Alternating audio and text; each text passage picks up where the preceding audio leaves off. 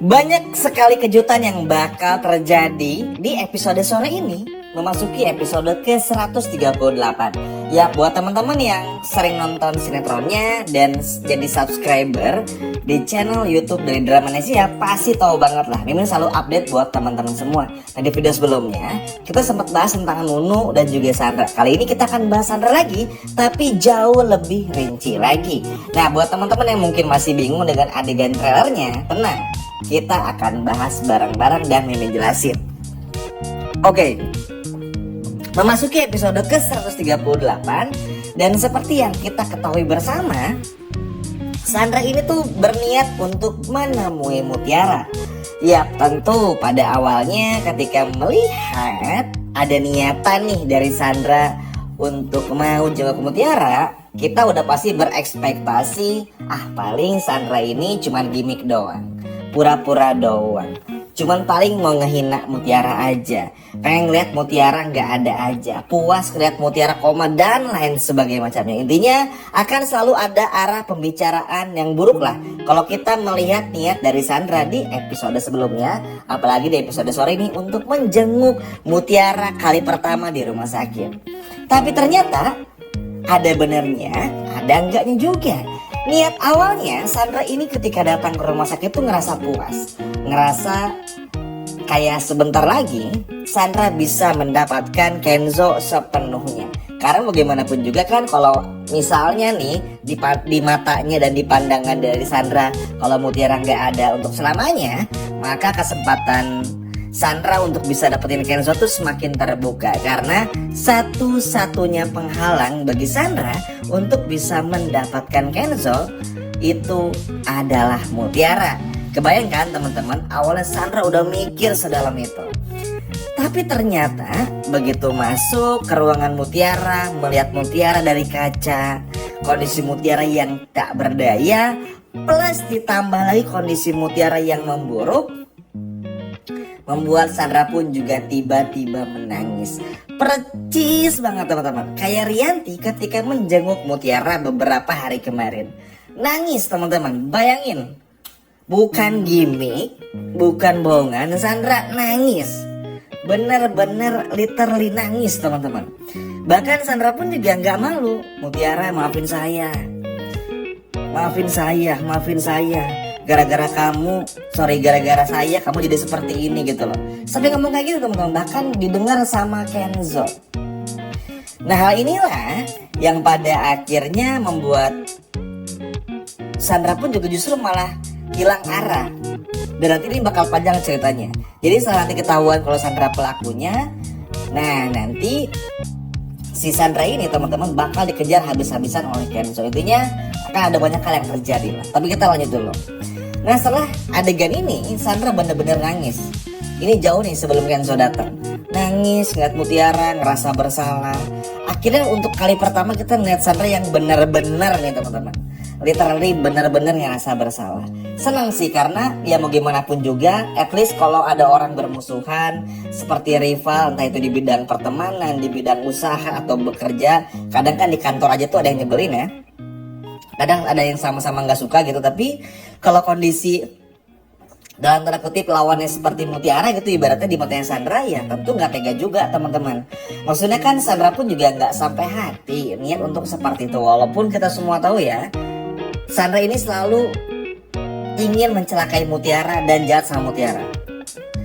Dan ini menjadi sebuah pertanda juga kalau pada akhirnya Sandra suatu saat bakal bisa dipenjara. Dan ini bakal sebentar lagi, jadi buat teman-teman gak perlu khawatir. Nah, di kala Sandra ini menangis, Sandra akhirnya melihat lagi detik-detik di mana sebelum Sandra itu menabrak Mutiara dan juga Pak RT. Yap, di momen ini kan kelihatan ya Mutiara sempat lihat Sandra tuh teman-teman. Terus juga Mutiara tuh berteriak sambil nutupin mukanya kan. Terus tambah lagi Sandra pun juga masih ingat betul sama momen itu. Jadi Sandra bener-bener ngerasa bersalah banget. Makanya Sandra pun juga janji bakal berubah, bakal minta maaf langsung dan berharap Mutiara sadar dan rela untuk diapain aja lah ibaratnya. Tapi Sandra minta juga untuk bisa menangkap orang yang sudah membuat mobil Sandra pun juga rem moodnya tuh jadi rusak gitu loh teman-teman. Jadi kayak Sandra tuh menyerahkan diri, tapi lebih kepada yang gimana ya, kayak Sandra masih penasaran juga siapa nih orang yang udah bikin semua ini gitu loh. Walaupun Sandra curiga sama Dina, tapi Sandra pun juga nggak peduli. Kalaupun nggak ketangkap nggak apa-apa, saya ngaku salah. Nangis teman-teman, kayak orang curhat aja, kayak perempuan curhat sama sahabat perempuannya gitu loh. Bener-bener curhat, nggak ada yang gimana-gimana, pure kayak sahabat sama sahabat aja. Benar-benar memperlihatkan bagaimana sisi positifnya dari Sandra yang nggak pernah kita lihat sebelumnya. Benar-benar kaget Mimin juga teman-teman maksudnya. Walaupun tentu seperti biasa, jangan langsung yakin Sandra bakal berubah ya.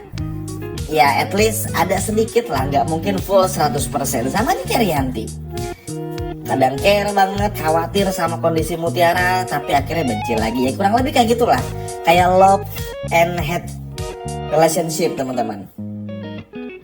Tapi itu benar-benar luar biasa sih, karena dari inilah yang akan membuka pintu jalan bagi hal-hal yang lainnya pun juga bisa terjadi. Karena kan tentu aja teman-teman, dalam hal ini pun juga ya Sandra pasti terketuk lah jiwa manusianya. Simpelnya kenapa? Tentu aja, pertama sedih ngeliat kondisi Mutiara. Kedua, Sandra kayak gak ada teman berantem aja. Biasanya tiap hari ceng-cengan sama Mutiara, akhirnya gak ada. Situlah rasa bersalah makin naik. Dan yang ketiga, rasa bersalah yang terus menghantui Sandra. Jadi ketika Sandra, anggap aja Sandra merasa bebas nih, tetap aja bayang-bayang Mutiara, bayang-bayang tabrakan itu, momen itu, kejadian itu, tempat itu, apalagi sampai ada yang tiada dan pergi untuk selama-lamanya, yaitu Pak RT. Tentu saja hal ini bikin Sandra nggak bisa tidur teman-teman, bener-bener kepikiran banget gitu loh. Makanya dalam hal ini Sandra pun juga betul-betul menyesali semua perbuatannya. Sandra pun juga betul-betul merasa memang apa yang sudah Sandra lakukan ini adalah perbuatan yang salah. Dan Sandra pun juga nggak ingin terus-terusan terbelenggu dalam hal ini. Makanya Sandra sampai peluk Mutiara. Dan jadi sebelum nanti ceritanya tuh Mutiara ini bakal dinyatakan kayak mau meninggal dunia ya, padahal itu cuma gimmick dari Kenzo aja, halunya Kenzo. Nah itu Mutiara tuh akan ada progres lagi teman-teman, akan ada progres lagi. Entah mungkin karena ya at least kalau orang udah tulus tuh pasti nyampe. Oke, mungkin karena ketulusan Sandra inilah yang berhasil menggerakkan kembali tangan dan bagian tubuh dari Mutiara tuh untuk bisa kayak ngasih kode gitu loh. Kalau Mutiara tuh masih survive loh, kalau Mutiara tuh masih hidup gitu loh. Wah ini sih cukup terharu sih Mimin ya, maksudnya ternyata efek Sandra ngejenguk pun juga ada efeknya gitu loh. Makanya mudah-mudahan aja gara-gara hal ini membuat Mutiara pun juga segera sadar. Dan Mimin berharap Sandra pun juga bakal berubah. Walaupun tentu kita jangan terlalu berharap banyak sama Sandra ya teman-teman. Tapi at least at this point kita bisa melihat bagaimana Sandra yang mencoba untuk meminta maaf. Toh Sandra pun juga ibaratnya kayak gak akan pernah mau untuk lepas tangan begitu saja. Lihat ya teman-teman, bakal ada kejutan langsung. Karena kita bakal melihat bagaimana Dina, Dikta, bahkan Cynthia sampai datang ke polisi untuk memenjarakan Sandra. Gimana?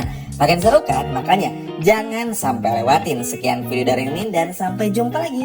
Dadah.